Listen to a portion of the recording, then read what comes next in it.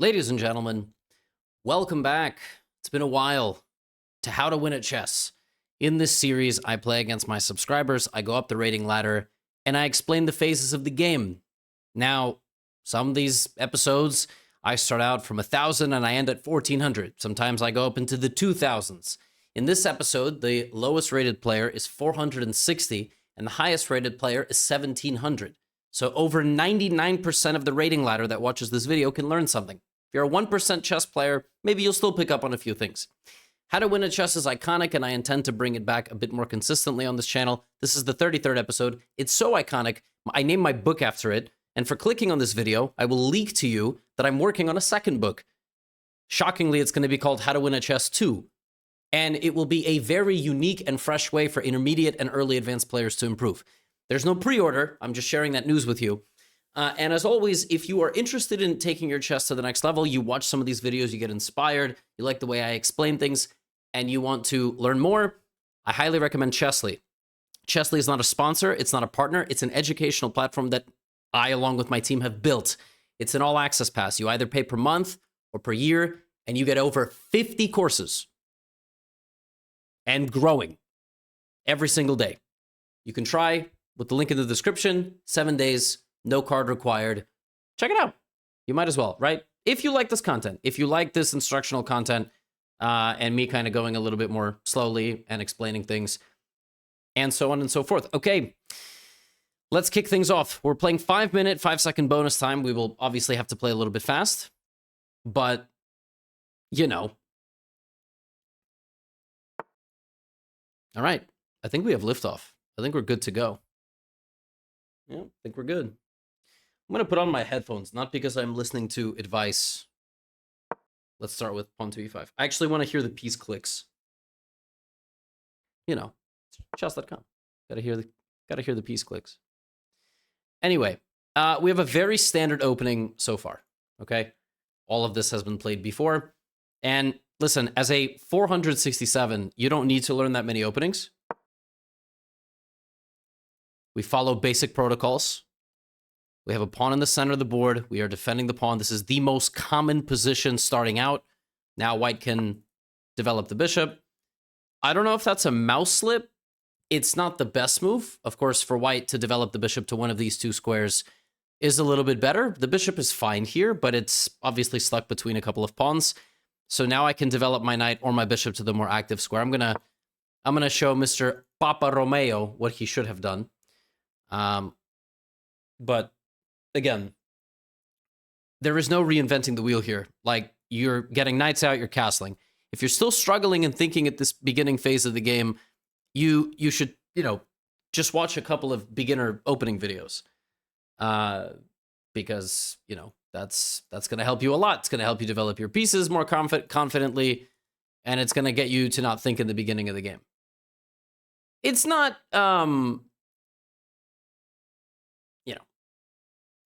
it's not, okay, that's that's an interesting move. It's not a mistake, queen to e2, but it's strange, and I would say if you're doing strange things, if you're doing things differently than the top grandmasters in the first 4 moves, it's probably not a good sign. However, there's no real way I can exploit this. Some of you might be thinking jump in with your knight, but then white will just capture. Another move that's reasonable is knight here to try to grab the bishop, but look, I'm trying to teach you that as a 400, you don't need to do anything too fancy. I've gotten my pawn out, my 2 knights, and my bishop. And guess what I'm going to do in the next couple of moves? I'm going to get my other light square. I'm going to get my other bishop out, right? So again, moves like knight d4, moves like knight b4 jumping in, you kind of want to break those habits. You generally do not want to move pieces a second time if there is no huge benefit and if you can be getting some other pieces out. Now I am going to show you one of the most common flaws and one of the most common mistakes beginners make. They leave their queen and knight on the same line. Okay? So this pin is very nasty because what we'll do here is we will put PP on the PP, put pressure on the pin piece. Right? And so my next move is going to be knight to d4. This combo against a pinned piece to a queen will get you many rating points. By the way, that is possible even now. This is my signature move. It's what I made my, it's how I've buttered my bread on this channel for a long time. Danger levels. My bishop is hanging, but I have a more powerful counter-attacking move, which is my knight coming to d4, attacking the queen and targeting the knight. Now, a 400 would not know that, and it's much more common that a 400 would play the move bishop takes knight. Now, this is how to win at chess, so we do have to show you how to win at chess, right? And so the instructive thing there is we have this very nice move, knight to d4. In some of my series, I play at the level of my opponent. I try sometimes not to play like a 27-44, because the truth is, if you're 400, you shouldn't be practicing against the 27-44. That's the reality, because it's quite demoralizing, all right? And you really, you need a sparring partner that's a little bit better than you. Now, unfortunately, my opponent didn't realize that I was attacking the queen. That happens. That happens, all right? Now, of course, that is the best move. Now, I kind of want to spare my opponent here a little bit. So instead of taking the queen, which of course would be totally winning and would show you the power of this, I'm going to take on f3. I'm going to show you kind of the other idea of playing like this, where you put pressure on the pin piece, okay? So, right, and now by trading over there, we won ourselves a pawn. So a couple of things. We traded, right? We were attacking a rook, so my opponent saw that, right? My opponent was unable to see the knight, and improving at those one movers is how beginners get out of the elo hell. Now, here I have a very, very nasty move. I have a move which sets up a queen infiltration. I would love to, in chess, you do have to think about attacks, right? And this is how we move on to the concept of middle games, middle game planning. You got to start thinking, if I could get my queen near my opponent's empty king, bare king, where would I do that? Well, of course it would be g2. Do you have a way to get the queen there fast? Not by moving it, actually. By moving it, no. But by moving one of the pieces, yes, you do. Now, a really mean move would be knight d5. Knight d5 is a Trojan horse. I give up the knight, and then I play queen g5. I think this move is a little bit more sensible. I'm opening the door for the queen. I'm also hopping from the knight from the edge to the center. Now, there's a chapter in book 2, in the second book that I'm writing, and there probably will be a Chessly course on this, how to use your knights more efficiently. Different concepts like for using your knights, and one of them is called the side hop. The knight hops out to the edge of the board and repositions itself more in a more snug way deeper into the opponent's territory. So this is a side hop. But also the queen is coming to g5, right? So obviously a lot of things are working out for me here. All right. I'm messaging my wife back while I'm playing the game.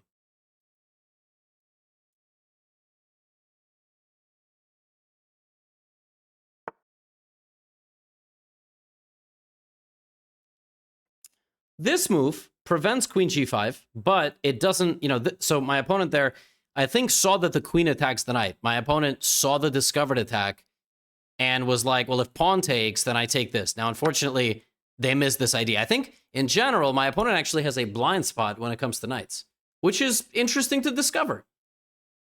Like, that's an interesting phenomenon, right? My opponent missed the knight capture here and missed the knight capture here. But this is why people are rated what they are rated. And by the way, queen f3 does prevent checkmate, I can't go queen g2 now. Now, what will I play instead? Probably bishop g2 and try to get my queen in here. Of course, black is winning. Black is winning because white lost a pawn early. Now white has lost 2 pawns, but more than anything else, white's king was wide open. And I just have a very easy and direct attack, which was made possible by this very nasty pin. So take advantage of this. You could do the same thing with white. Queen g3 played, but unfortunately, I can take, and that pawn is pinned. And I think now my opponent might come to this realization. But again, I don't want lower rated players to get demoralized. This was a very standard game played by a beginner, and if I wasn't my rating, I wouldn't have won this easily. Like, This is a very common, and by the way, I hope Ryan watches the video, and a lot of beginners rated 400, 500 watch this and go, wow, that was really nasty. The crazy thing is black is winning in 8 moves just because of the pin. And one thing that you can do in the future is you can prevent this. You can play a very early pawn to h3, just not letting something like that happen. But more than anything, you don't want to move your bishop and your queen. You want to have your bishop out here so that your d pawn can come up and your bishop can develop. All right? So there we go. Okay, that was game number 1. I mean, listen, it is tough to be a 400 playing a 2700. And again, in this series, I am trying to be, you know, a little bit ruthless, but I'm also trying to, I'm trying to be instructive. I'm going to be playing my next opponent now. And I think I explained everything quite clearly in that game. Okay, now we have a game. Oh, we have a game against the Scottish. That was a horrendous accent. Okay, let's see if we get another king's pawn. We can try to utilize... Oh, okay, I'm playing somebody who's playing the Caro-Kann.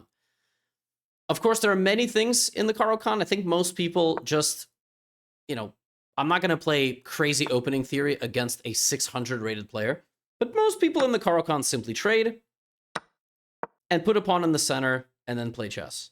Now, I'm going to play the Caro-Kann the wrong way, which is putting the knight in front of the c-pawn. That's not where the knight belongs. The bishop belongs here, the pawn belongs here, the bishop belongs here, and the knight belongs here. How do I know that? I've just played a lot of chess in my life. Everything so far so good by my opponent. All right. Everything so far so good. Of course, I'm not playing the best way. I'm just developing pieces. You know, I don't know how to play the opening. I'm 600. Good rule of thumb is there's no need to take unless you're being attacked. And frankly, I would not just trade bishops for knights, you know, for no reason. Again, we're following the philosophy. We're developing all of our pieces. We don't need to take. Some of you just take on autopilot. Put a rook in the center. It's much more active there. Okay. Now this is the hardest part of the game. That's the hardest part of the game. What do you do here? Right? Do we start taking pieces? It makes your life a bit simpler if you start trading pieces, but it's not necessarily the best thing to do. Have you connected your rooks yet? No, so let's maybe bring our queen forward, just as long as we're not blundering anything. Let's bring both rooks to the center, and at least then we will make some sort of a decision. Okay? We have what's called a battery here with our queen and bishop. So if our opponent plays pawn to h6, we could contemplate even sacrificing and opening up the position. Now again, $1 million question, do we take? It's not the best move, but okay, let's make the trade. And now let's try to have forward progress into our opponent's position. That is always what we should be thinking about. Where do our opponents belong? Where do our pieces belong in our opponent's territory? This knight is really struggling, by the way, which shows you why in this type of structure, it doesn't belong on that square. But for now, let's go knight e5. My immediate goal is not to take the bishop. My immediate goal is just to sit comfortably on this square. By the way, in the last game, we had a pin on a queen. Here we don't. So our pin is kind of useless. Now, if this bishop was gone, yeah, then we would be pinning the knight to the queen, which is very nice for us. But in the meantime, there is nothing special there. My heat turned on. Oh, wow.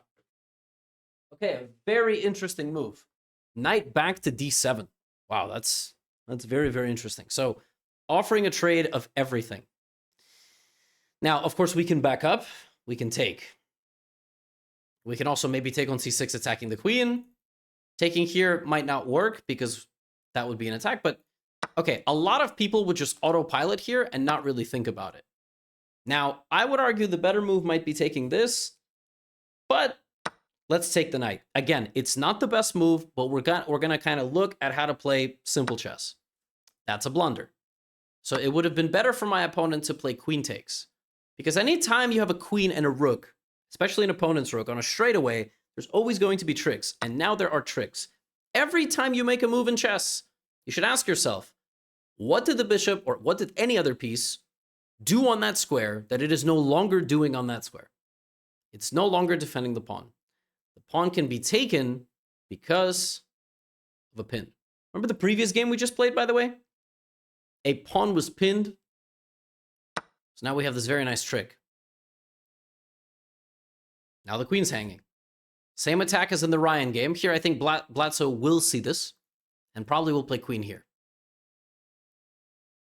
which is a good move. It attacks my knight and unpins, so I will have to retreat the knight. Generally, you don't need to go back to the square where you came from. You can try to go somewhere else.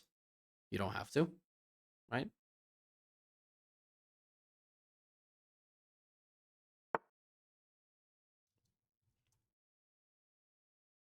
Predicted that, yep. Now we back up. By the way, I'm pinned as well. So a move like e5 looks good. And it is good. Wow, look at that. Right on cue. I cannot take. My pawn is threatened. I have a few options. I can defend. I can play here. Knight c4 doesn't quite work, because my opponent would take with a queen. Or another decent move, I can advance. Don't forget you can advance. And now this is a pass pawn. It is a pawn that has no pawns blocking its passage. So if the board was clear, it would walk. Next, I will protect my pawn. I'll protect my pawn. I'll get a little connect 4. Connect 4 is always kind of nice. And it's especially nice to build up a pawn structure on the same color against an opponent's bishop. So if the opponent only has one bishop and you get this wall of light squared pawns, it will negate its effect to an extent. And that move actually plays directly into my plan. Now, what my opponent should do here, which they are not doing, they need to fight back with the rooks. They're only a pawn down. At the 600 level, the game is still absolutely on. One of the ways to fight back in this position for black, with the bishop there, would have been to launch a pawn attack. Launch an attack on my king. Use your pawns to launch some sort of attack to get to my king's position. Right now, black is not creating any counterplay. That is very tricky. That's a very, very tricky move. Because if I take, there is this. So one of my options, by the way, this is not a threat, right? One of my options is move the queen. The other option is bring the rook. In general, what I would argue here is, have I brought the rook yet? The answer is no. Let's get all the pieces playing. Another little small nugget of information. Our king has no escape off the back rank. Right now might be a good moment to do this. There is nothing going on in the position. So just prepare for the endgame. Make sure your getaway square is not the same color as the bishop, right? Pawn to g3 wouldn't make much sense. But this is a great move, by the way. So my opponent is continuously, they're targeting my position. Now, the simple move is pawn to b3. If I take, right, I'm going to destabilize this. So I'm going to keep my whole pawn structure healthy and intact. All right? If we trade, I actually have what are called connected pass pawns. Pawns that are defending, right? They're together, and no pawns stop them going down the edge of the board. So we're learning like every single move. I'm trying to drop wisdom sprinkles on you every single turn. Right? A pawn to h3 was not necessary, but it is good practice if nothing is happening in the position. Again, still my opponent has not done this. If they do find that kind of counterplay, I will be quite impressed. Practically speaking, I think it gives black quite decent chances. Overall, black's position is not so bad. They just have to, they have to fight back. And also, let's not forget a 600 at this point by white would have had, explosive diarrhea or something, and would not keep such a control of the game, I would say. e4. Okay. Does this move have a threat? No. What does that move do? Immediately, I see it opens the queen. But it doesn't really have a threat. So, how about this move? This move has a sneaky threat, attacking this pawn, but more importantly, attacking this bishop now. I was not threatening the bishop on the previous turn because my queen was hanging. Now I fear my opponent will play this or this and completely forget about the bishop. But maybe not. Maybe they will move the bishop and just admit that now they are going to lose this pawn. It's a very, very sneaky idea. It's continuity. In chess, a lot of people, and by the way, that is exactly what has happened. I can predict the beginner mind. It's what makes me an effective teacher. My opponent just paused, right? And decided that that piece couldn't be captured. Now we're winning. One of the ways to win a chess game, trade. Trade. And we're going to pick this pawn up next. So now we have a 5-point advantage. The way I want to win this position is based around this pawn. Another way to win a position is to go for an attack on the king, because you have a big advantage. I see a queen and a rook, and I see a king that has no escape off the back rank. My opponent never played the move h6. So it's a very common thing. All these patterns. I anticipate rook c8, knight f5, queen c6, rook c6, rook e8 mate. Okay, queen d2 is not a bad move. It's not a bad move at all. My opponent's trying to get counterplay. There's a couple of moves here.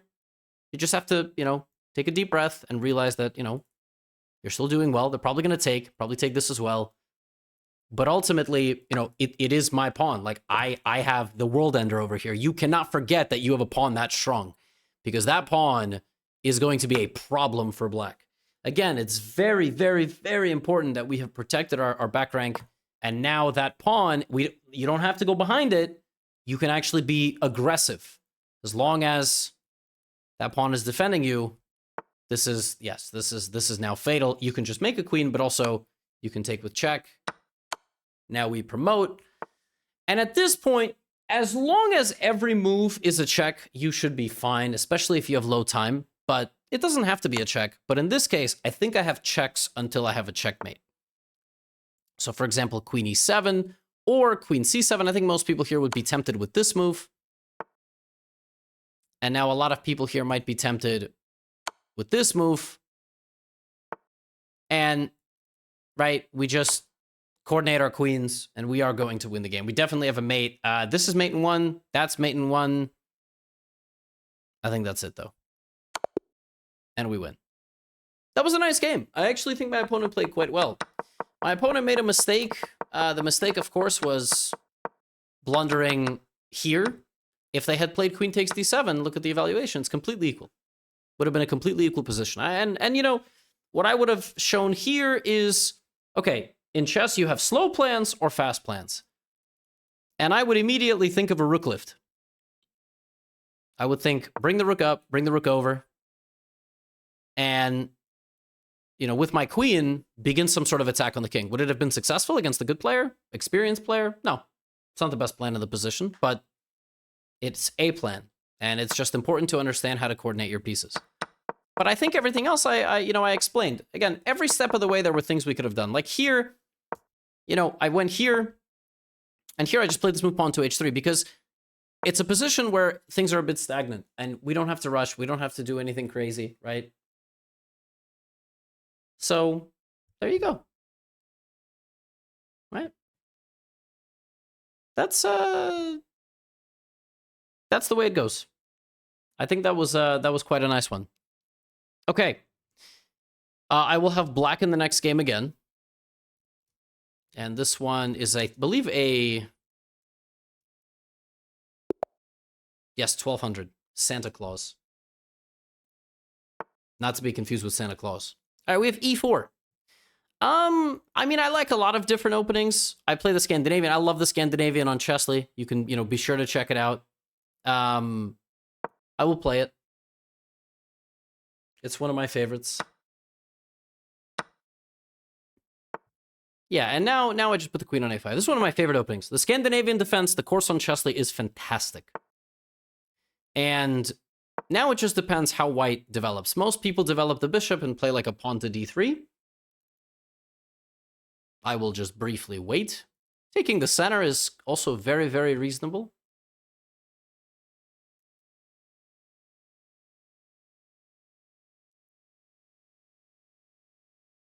My opponent's thinking.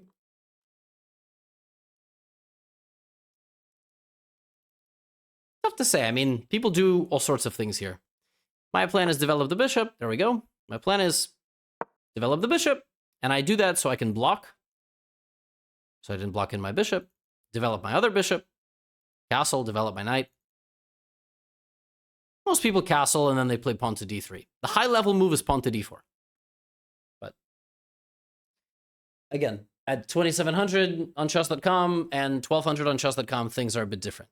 I think my opponent's taking a lot of time because they're a little bit spooked. They don't want to blunder anything. Yeah, I just said a lot of people play like that. Again, we don't have to do anything crazy. Yeah, and again, a lot of people also play like this. We see Benji approaching. There is nothing useful or too scary about this, but if you are worried, one of the surefire ways in a Scandinavian is just to put two pawns like this. because the opponent is never able to prevent you from escaping. Like, a lot of people here are going to play this or this. If there were to be one move, it would be, these moves, because then at least you can trade for the knight. But I will show you how to take advantage of that.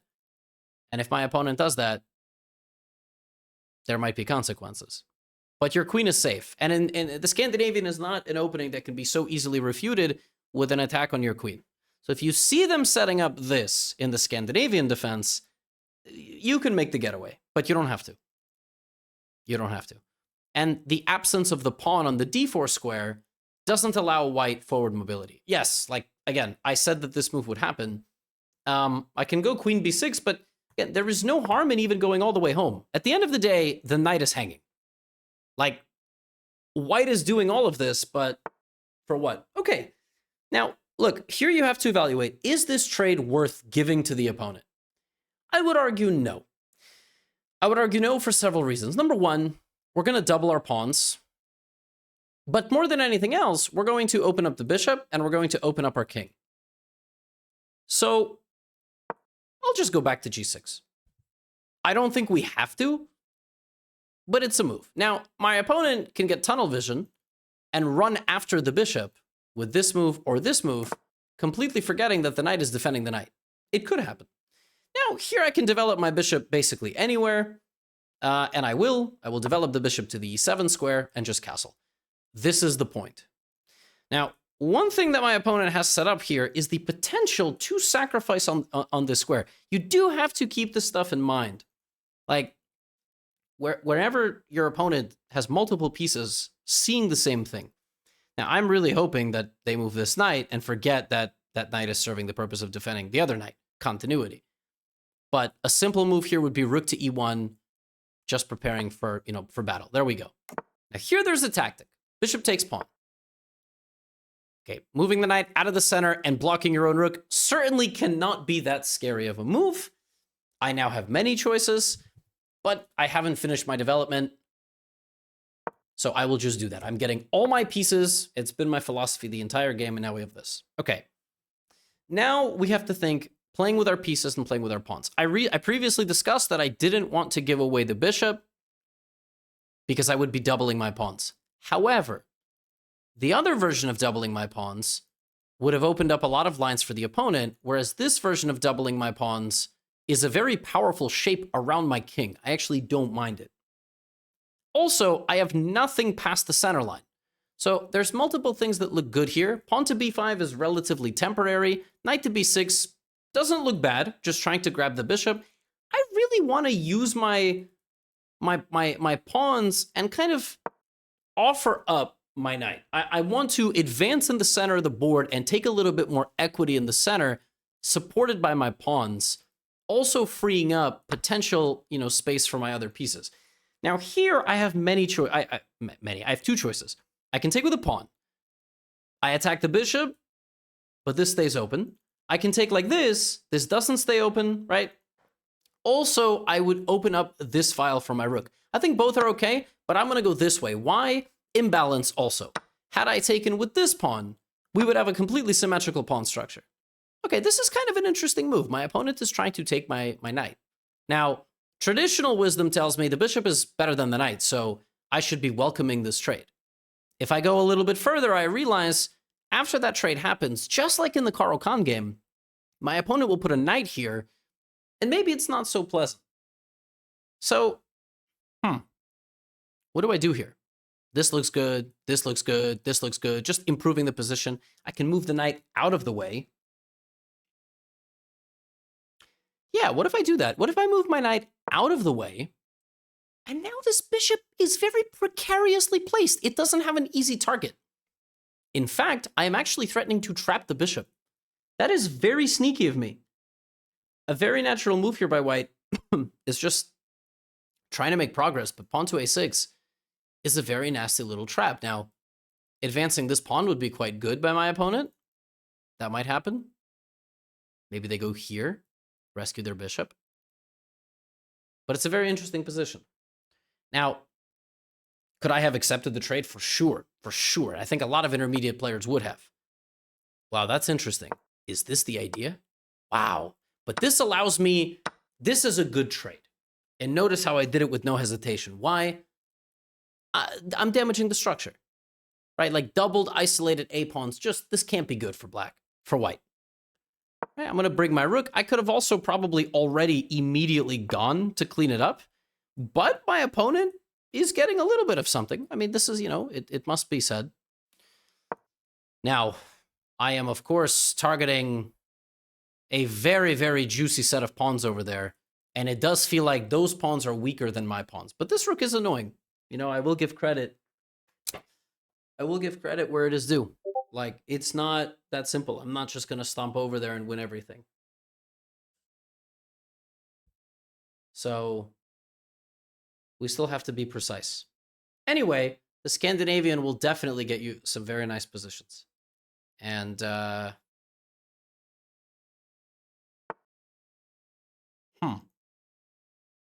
see a rook. I want to take. I think my bishops here are very powerful. By the way, very instructive example, and this is covered in my second book, but it is also covered, it will be covered on Chessly and many other places, the power of the bishop pair, laser beams. That pawn went up. Now suddenly nobody's defending this pawn.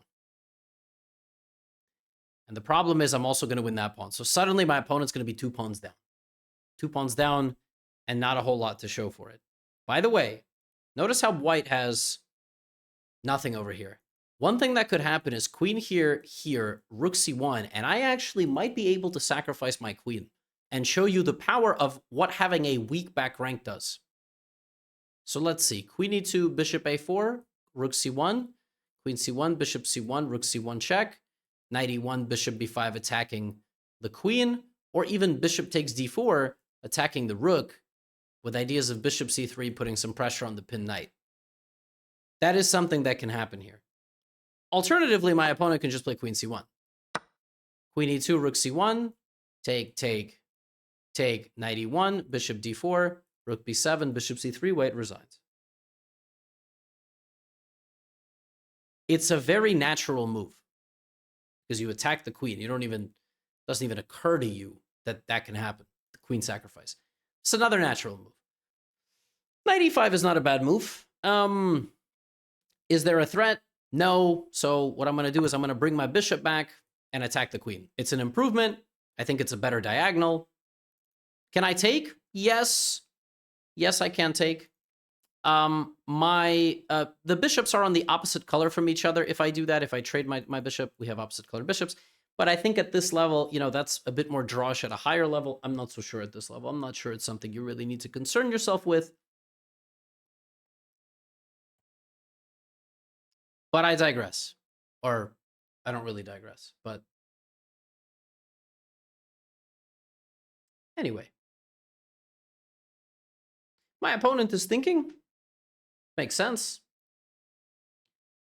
Position is a tough one. It's not such an easy one. I almost went queen a5, which just goes to show you I'm a little bit sleepy. I really want to get rid of this knight. I think I'm going to show you the dangers of getting rid of such a piece. It's a very temporary fix. Now, if I could, I would trade rooks.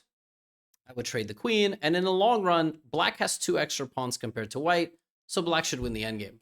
Another thing my opponent is doing here, but this is a higher level thing, is they're down a lot on time. You don't really want to be down this much time. Okay. Who have I not moved yet? I haven't moved one of my rooks, right? Maybe I can advance my pawn. What I want to see is if my opponent is clever enough to launch a counterattack. By the way, h3, don't hate it at all. Already talked about this. I like this concept, right? Now we're going to start pushing. Ooh, that is very smart. Look at this. They played h3 to set up that move. That's a very nice concept. The problem is, because they're low on time, they blundered. The rook used to protect the center pawn, so I can pick this up. Now, there is queen here, but I think the center pawn is a bit more valuable than that one, but we'll see. My opponent, can play take, and take on b7, and position is not bad by any stretch of the imagination. Nice. Well spotted. Okay. I don't have any checks. So a lot of people would be tempted to just move the rook here or here. Both of those moves are okay. In general, I would also urge you to think about retreats. I like queen c7. I think it's a nice move. Don't trade if you're white. Don't trade. You're losing. Back up.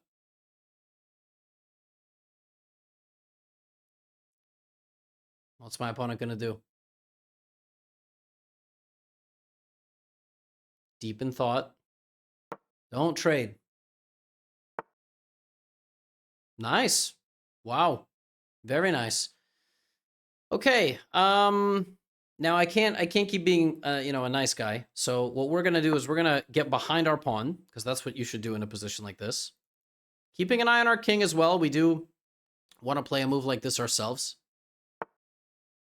Any threat to this move? I don't see one, so let's advance. Pawn is very well positioned on that square. And what's funny is that here, it looks like I have a fork.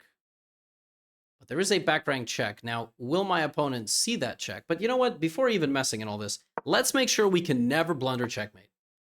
A4. Wow, that is actually also a very nice move. Trying to get us to take and no longer defend this pawn. Very nice. Okay, we're gonna come forward because we don't wanna get into all of that. Now, I would love a queen trade. Let's try to get a queen trade. Yes, but we're gonna take with a pawn to keep this pawn on the board. Now we're in good shape.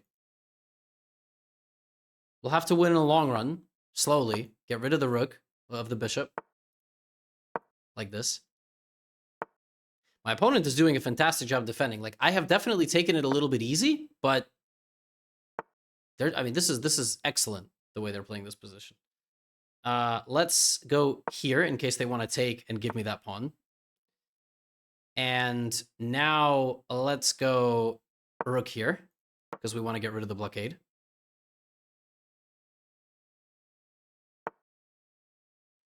Now I think we've made it because we go to one of these squares and we made it successfully down the board. We fully invested in our pawn. We didn't touch the king.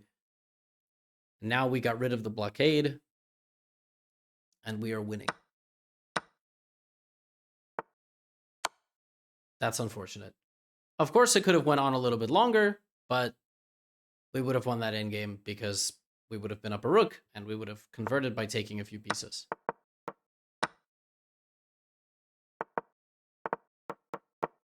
Just don't stalemate here.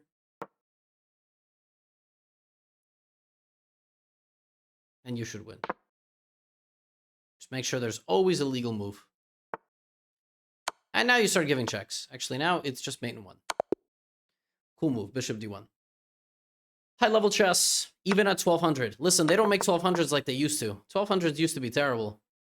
My opponent was doing very well from the opening. Very, very well. I thought knight e2 was a weird move. I thought this was a very strange decision, but ultimately it turned out fine. And I like this reposition. I thought from here, my opponent had an opportunity to be even a little bit better. One thing I was describing here is bishop takes pawn. And how the opponent can get a fork at the end. But if you just get here, this ends up with you having a bishop and a knight for a rook. The opponent sacrificed the bishop and a knight when they took your rook. So, yeah, don't be scared about sacrifices near your king like that. Just evaluate them, work through them, right? And the most important thing is not to panic when that type of thing happens. Okay, 2 more games. High-level stuff. Chess used to be easier. Used to be able to do whatever you wanted. Now I'm playing a 1330. I'll play a London. I'll play a London.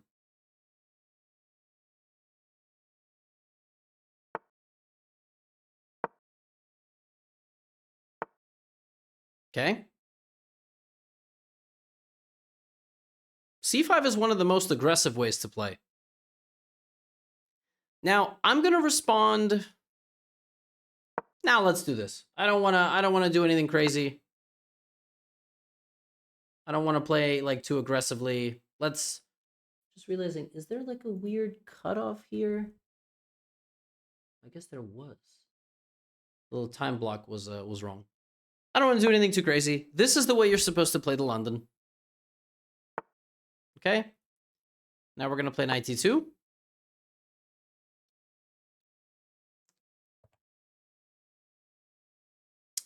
And chess will be played, and that is what we're going to do. Now here, I'm going to set up a little trap. So knight f3 is the normal way to play. I'm going to go here, because I'm not going to put my knight in front. Right. So watch this.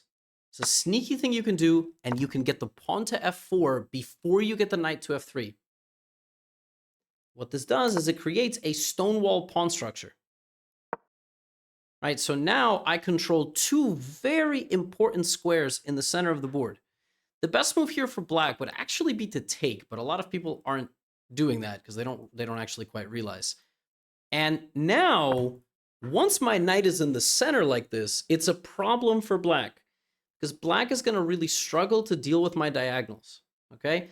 And if they take, of course, I'm going to fork them. So some people are going to try to get out, try to kick you out with the f-pawn, but I'm going to sit there. I'm not going to move, and I'm going to show you some cool stuff. So castles. I think my opponent's trying to set up this capture. Of course, we take with the f-pawn, right, and pushing this piece back. But this is how we play the London. Like, this is a vintage, correct, aggressive form of a London. This is what we're supposed to do. Look at this, queen h5. We're doing everything that you're supposed to do when you are playing this aggressive style London. When the pawn comes up, we're either going to go forward or slide back a square. Okay. Now, at this point, I'm looking at maybe rook lifting, up and over. I'm, of course, looking at sacrifices as well, but I don't think any of them work right now. So, yeah, let's bring the rook up, and let's bring the rook over, right? And we're seeing how we are getting every single piece to the party. Look at this. I mean, I'm thinking if I should take, but I actually just think this is good enough. Look at this position. Every single white piece is playing. I have really nasty intentions to take, to sacrifice, to open up the position. And if f5, we keep bringing pieces. We keep trying to rip open the black position. This is how an advanced London player handles this pawn structure. You learn the ins and outs of this little system. And you know, this is what you do. This is what you do. Of course, pawn takes is not possible. Another benefit of this pawn is that the knight is completely restricted. Right, so my next move is probably queen g6, yes, but this unfortunately doesn't even help, because I've just mentioned. And, you know, black might not get checkmated. Black can survive this attack. Maybe by trying to, like, go for stuff like this and... But if played correctly, yeah, it shouldn't work. In fact, I might even be able. Oh wow! I mean, I gotta have something here, right? Take.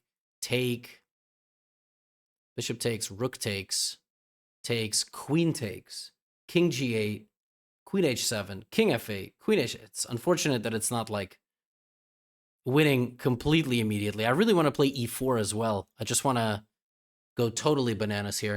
But okay, let's just take on f5. Surely this can't be a bad move. Maybe I should have prepared it with rook here. But obviously, when you get to a position where you are spoiled for choice like this, you know, you kind of want to win in style. So it sort of makes sense. You know what's funny? After bishop takes and takes and takes, I'm not sure I am, like, super cleanly winning. And I do have to be a little careful. It's not such a walk in the park, unfortunately.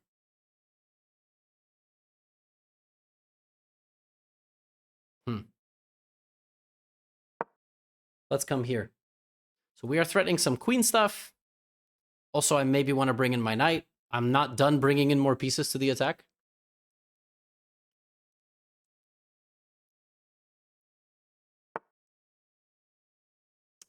But that misses the other part of my idea, which now unfortunately doesn't just attack the king. I'm also winning the bishop. Or fortunately, if you are cheering for me to win. But, yeah. By the way, instructive, connect 4, right? We just saw this. It's good. Create this kind of a structure. And now we will win. But this is an instructive note for any London player, and London is also on Chessly. You're more than welcome to check it out. Like I already said, it is available for free for 7 days. We can play in style, sacrifice the queen, like this. Now black has to block. We take, and we have an extra bishop. Okay, obviously we are very much winning. Planting the bishop here is nice. Rook here is nice. I'm hoping for rook f8. I will deflect. It's a very common tactic. If knight e6, I have a fork. It's a very, very tough position. And there's tactics all over the place. And yeah, this is, of course, totally, totally winning. I'm rerouting my knight, right? Dropping it back, moving it back into the middle. And I can also just come here with the bishop. And I will advance my pawns. And that's how we're going to win. In general, the fastest way to convert a position like this is by using your passed pawns. Because they will turn into queens, your opponent will have to lose material, and you will win the game. That was a nice London. That was I'm very happy with that London. I think that was a very instructive London. You don't always get the stonewall structure in the London, but when you do, it is very nasty. It is very nasty. It's a mean structure. I don't want to stalemate.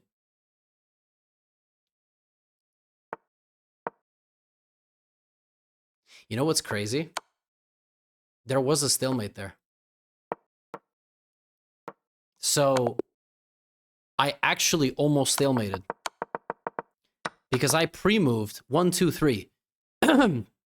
If my opponent had also pre-moved, this is a draw. Oh my gosh. This would have been a stalemate because the pawn is pinned and the king can't move. Can you imagine if I stalemated like that? Because I had it pre-moved. Then I was like, wait a minute. Yeah, that's nuts. Now, like I said, this is a very common and powerful structure, and you already see white has a strong advantage. And it's one of the benefits of delaying moving the knight. And I talk about this in the London course. Of course, you can also just play knight f3, bishop d6, bishop g3, and all of this is the main line of the London. This is a very, very well-known position with a lot of ideas.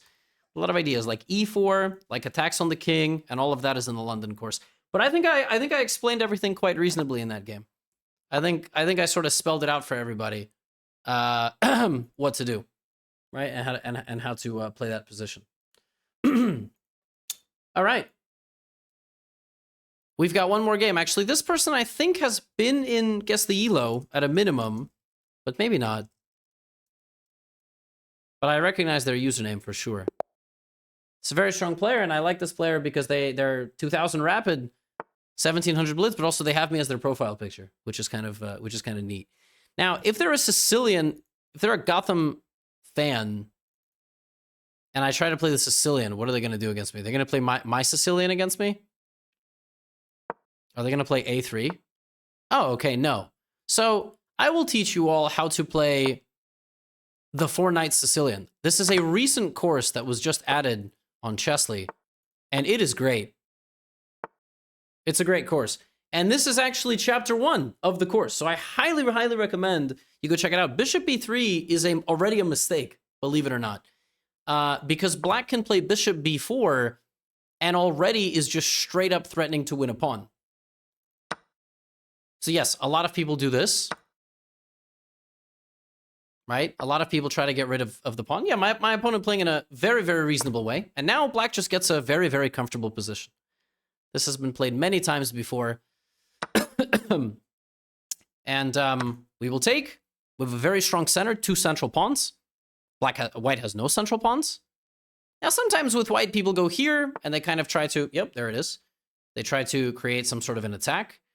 You can just castle. There's no danger to your position at all. And now you have multiple ideas.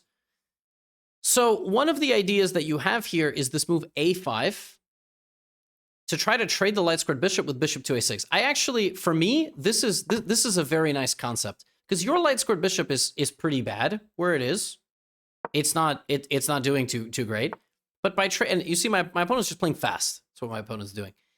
I like this because this bishop is a nuisance, and by getting rid of it, you significantly weaken your opponent's chances of attacking you. And your center is very, very powerful.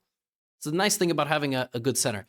Now, we can take right now, but I kind of want to get taken, I kind of just want to make an improving move for now. I don't know which improving move. How about queen b8 with an attack over here? It's a crazy concept. I mean, it's very easy to defend, but, maybe this is the next move. Just darting across the board. Wow, this is the good stuff right here. This is some strong chess. If queen takes b2, does my opponent have some tactics using this bishop? That's high level stuff. I mean, that is really the good stuff. That's why How to Win at Chess gets spicy at this level. Look at that. Well, that's a nice find. But in general, still the play for me is on this side of the board. I have the open files, and I'm very happy. I mean, I'm okay. And this looks scary, but no, not when I'm so close to trading off such a powerful piece. And we'll see. I mean, we'll see what my opponent does here. Yep. Okay. I don't want to get checkmated, so we're going to just play like this. And if we want, we can probably just go to an endgame, to be honest. But another move that's, more than reasonable here is a move like rook c8. And now, I guess there's still always some tactics, which is slightly annoying. But let's play rook c8. And we sort of are seeing... We're sort of seeing our stuff in action here, right? Our queenside pressure, our typical Sicilian stuff. I was just making sure the move queen g3 is not a problem. It doesn't look like a problem. And I mean, I really want to play an endgame. I want to test my opponent's endgame skills. So let's offer a queen trade. I somehow doubt that they go to an endgame with me. You kind of don't want to go to an endgame against an experienced player. I anticipate just sort of a, okay, that's actually, that's a... but wait a minute. That move might be a mistake. So my opponent wants to glue this knight here with the move pawn to a4. That's what they want. But be careful self-pinning yourself, because I might have a move like a4. And I'm not afraid of knight c7 because I would be trading queens with you. Check out this move. That's a nice move. Disconnecting the coordination of my opponent's pieces. And if knight c7, I will happily trade and damage the pawns a little bit. Now, is the position like winning for me? No? No? I don't think so. But is it nice for me? I think so. Yeah, I think it's pretty good for me. But look at the pace of the game at 1700 is on another level. Like, for those of you that are aspiring to be 1700s, this kind of shows you, where you have to be. Ooh. Okay. I was expecting to have something here. But maybe I don't. Queen c6 is possible to go after that pawn, but then I guess I'm allowing the knight to move. I guess I mean, now is as good a time as ever to jump in here. But somehow it's not all as good and easy as I thought it would be. That's a shame. I thought it would be easy peasy. Okay, let's go queen c6. I'd like this pawn, please. And I will happily give it away for that pawn because you will be doubling your structure. My opponent's playing very well, though. Very well. This is a good move, probably.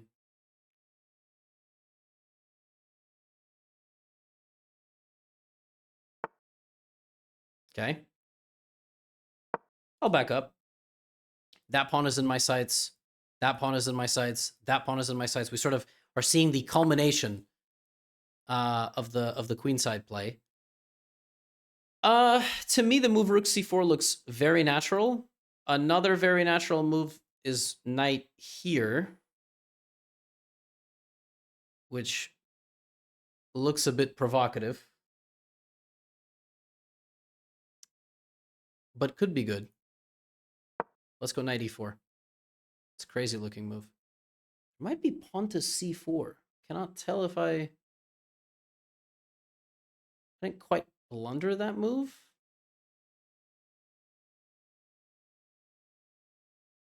But it is a move. Oh man, just because that pawn was not supposed to get that far, which is one of the reasons I wanted to play rook c4. I mean, yeah, spotting c4 would be crazy because I even missed it. Okay, knight b5 is obviously, you know, you're trying to come here. That I can at least explain. Of course. Let's come here. And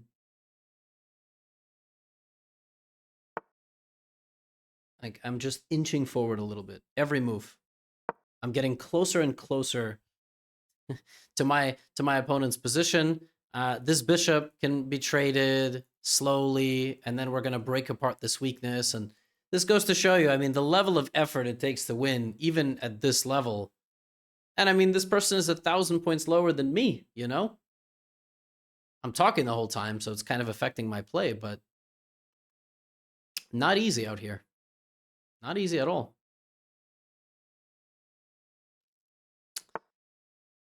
Now, at this point, queen e2. Whoa, I didn't even realize. Like, we're still staring at each other.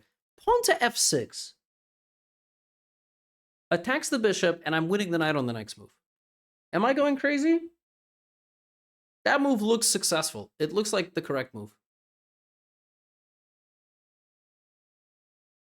It looks like when I play this move, my opponent can now no longer defend the two pieces in the center of the board. And that shows you the crazy, you know, intricacies required to win at this level.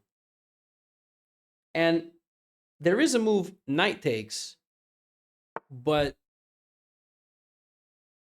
did they just blunder? They might have just forgotten about that.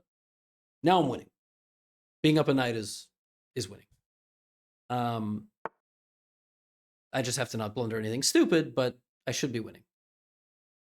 Now, the only way you blunder anything stupid here is counterplay against your king. So what I'm thinking is always keep an eye on this pawn.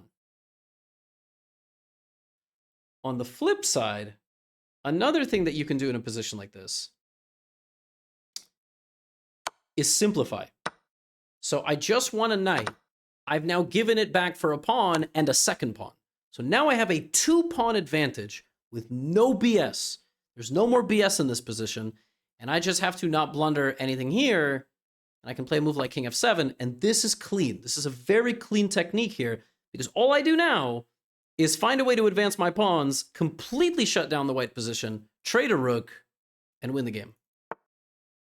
Trade a rook and win the game. Something like, well, now the rook no longer sees this.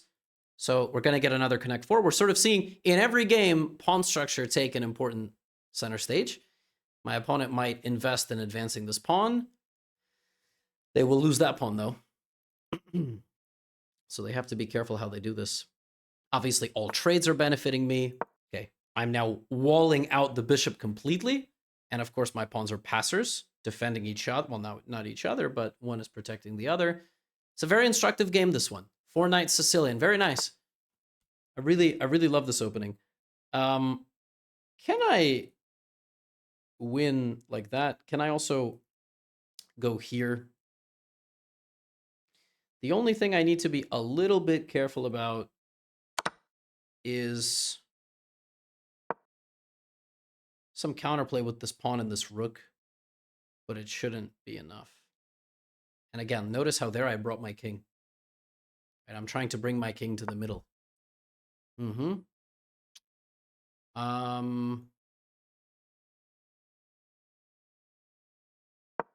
we're going to end this game in some style if my opponent plays rook c7. I think I want to sack my bishop.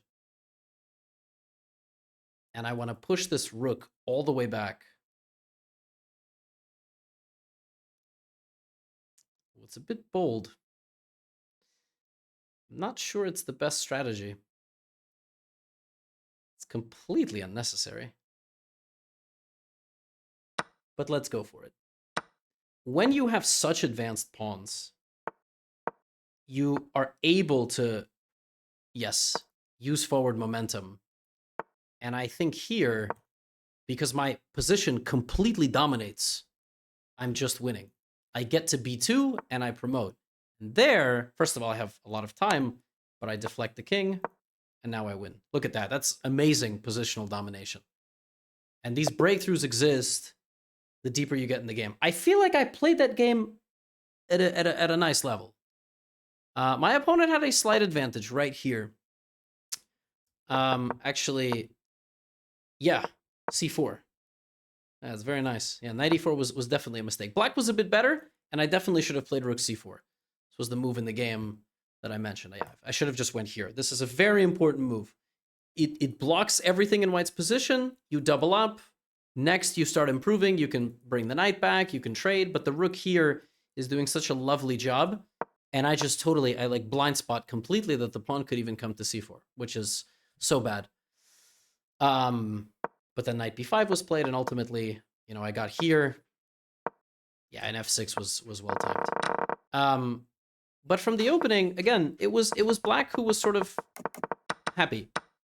Like here, this is the exact position that you get out of a 4 knights gone correct. But anyway, 5 games up, 5 games down. I thought those were quite fun, quite high level instructive content, whether you're a beginner, intermediate, or even an advanced player. I played. We had a Caro Kann, we had a Scandinavian defense, a London, and a 4 knight Sicilian. All of those are available on Chessly.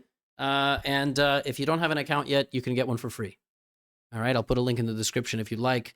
But at least give it a shot. You can learn all these openings. You can practice them, build up a streak, be on the leaderboard, and keep learning, whether you join or not. That's all I have for you today. Get out of here.